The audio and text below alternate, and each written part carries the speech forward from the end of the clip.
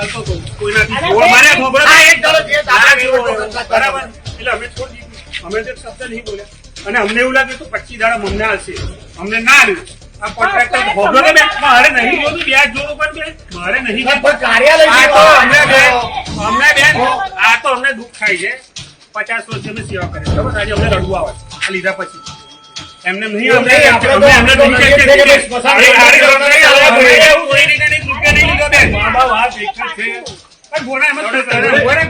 ફાયદો થાય કે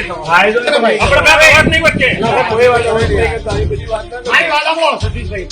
આપણે સ્થાનિક ગામના નાગરિકો માટે લાગા છે કે નહીં જો